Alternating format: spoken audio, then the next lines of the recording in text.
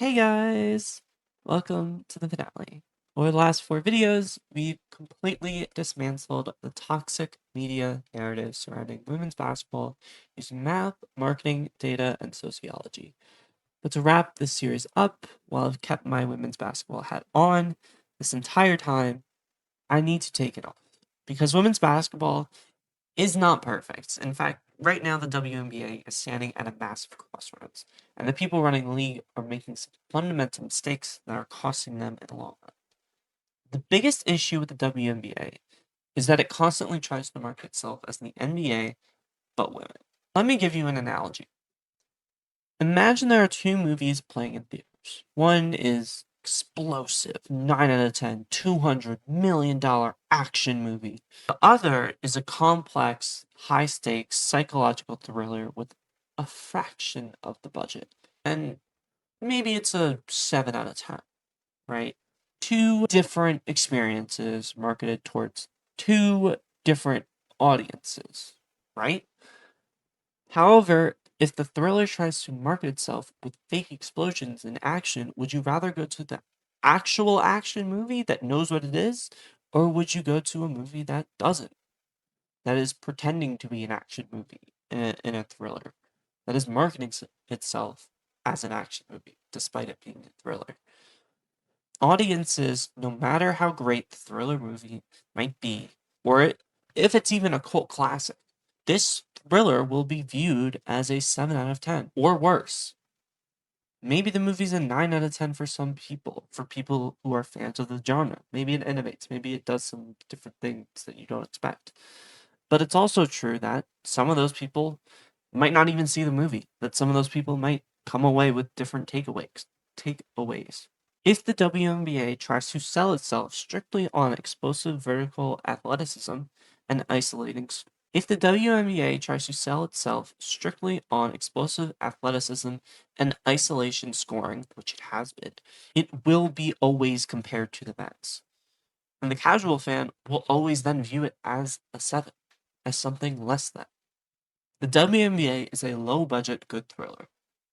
It is about elite tactical execution, relentless endurance, and complex passing. But the league has an identity crisis, and they need to pick a lane. At the end of the day, people watch sports just like they watch movies, just like they watch TV shows most of the time. They watch it for entertainment.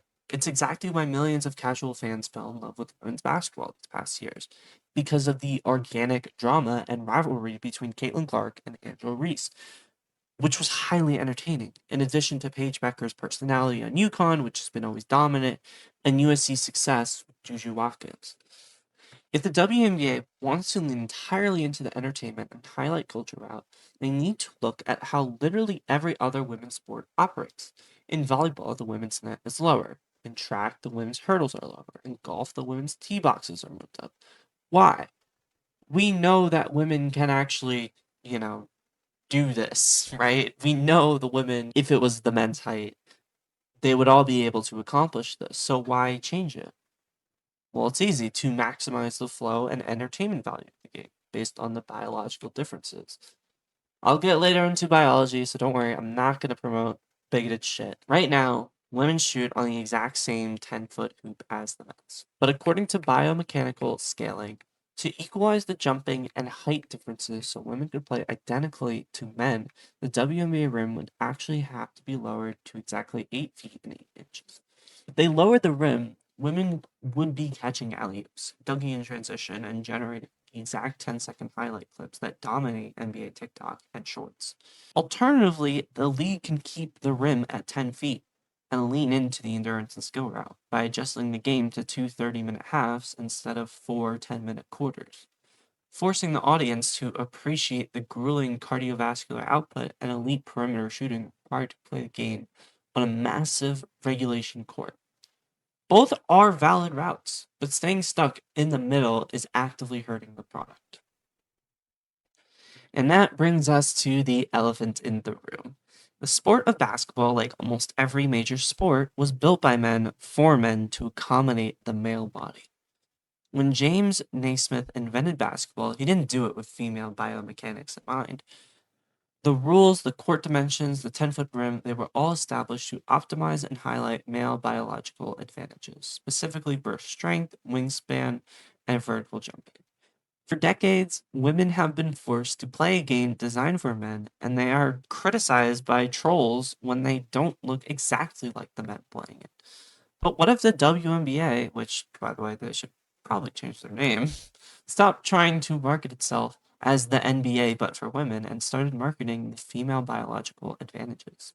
Sports science has repeatedly proven that while men generally have the advantage in fast twitch muscle fibers and peak vertical power, women actually possess superior fatigue resistance and muscular endurance. The WNBA can change the game by changing the marketing. Stop trying to sell the audience a highlight reel dunk contest that the sport wasn't built for.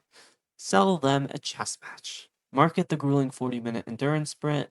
Market the fact that a WNBA offense requires all 5 players to be in perfect synchronized motion to score, rather than just clearing out the side of the court so one guy can dribble for 15 seconds.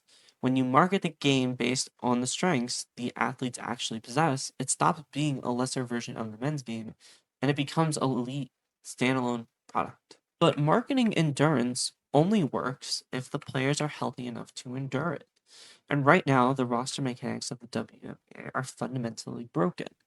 The WNBA is notoriously brutally physical. You think the 90s crowd want bully ball and paint dominance to watch, but whatever. Huh? What's that on the screen? Anyway, blatant misogyny aside, the referees swallow their willows and the paint is essentially a rugby match on hardwood. But here's the problem. NBA teams can carry 15 players on their active roster to handle that physical toll. I will sidebar and slightly disagree because we've seen the NBA try to implement a 65 game rule, and that's been a disaster because they think NBA players are sitting out because I don't know, because they don't want to play basketball. Instead of the game has gotten to a faster pace with more offense, with more skill in how the body moves. There's so many different mechanics. Whereas when the game was in the 80s and 90s, we really didn't see that. We saw grueling paint matchups where injuries were just less frequently happening. Anyway, the WNBA has a hard maximum of 12 roster spots compared to the NBA's 15. But because the league's hard salary cap is so incredibly restrictive, hovering around 1.5 million per team, I think that number went up recently. Many franchises can't even afford 12 players. Teams frequently start the season with only 11 players on their roster just to stay under the cap.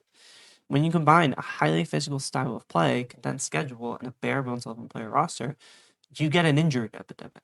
Throughout the 2024 and 2025 seasons, multiple teams have had to sign extreme hardship contracts just to put 5 healthy bodies on the floor.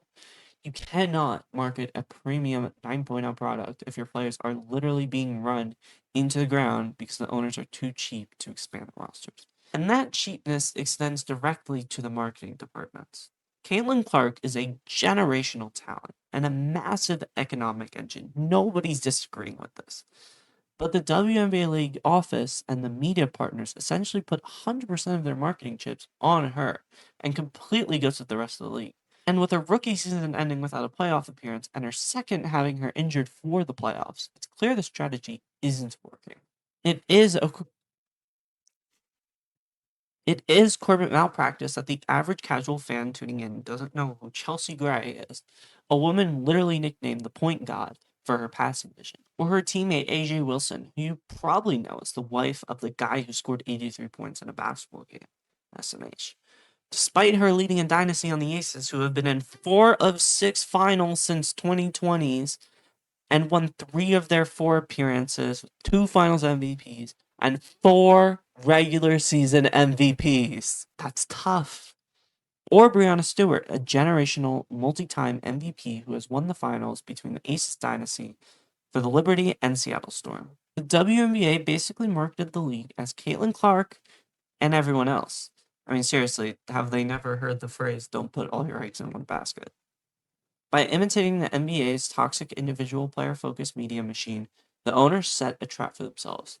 Clark rolls an ankle, casual viewership drops because the league fails to convert those viewers into fans of the actual sport.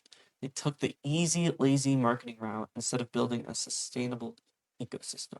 Which brings us to the ultimate issue: the billionaire owners hoarding the wealth.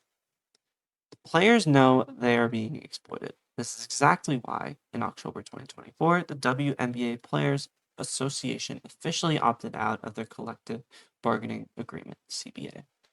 In the NBA, the revenue generated by the league is split roughly 50-50 between the owners and the players. In the WNBA, the players have historically received a fraction of that pie, with new proposals fighting to get the players to just 20% of that split.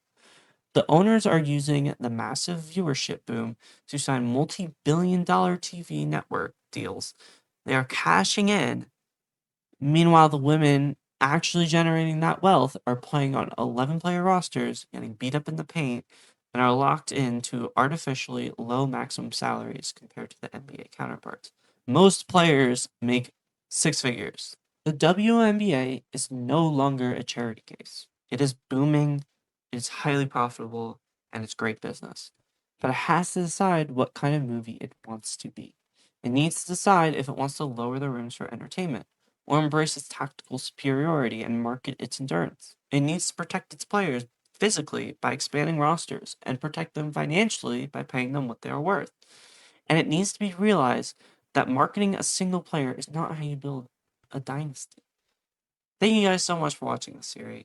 As a data science major, getting into the data behind the culture has been an incredible experience. I've just had a lot of joy with getting all these numbers, getting all these statistics, and learning a thing or two as well. Drop your thoughts in the comments below. Let me know what sports data we should analyze next, and I will see you in the next video. Hey, Editor Kayla here. I know I say biological a lot, which is a word I don't really tend to use, but I mean biological in the sense of women and also including trans women who have taken HR and have been on it, I think, to a year. There have been some studies that have actually been done about how estrogen affects the body, and how long it specifically takes for it to kind of, rebalance itself out. I'll probably have it on the screen.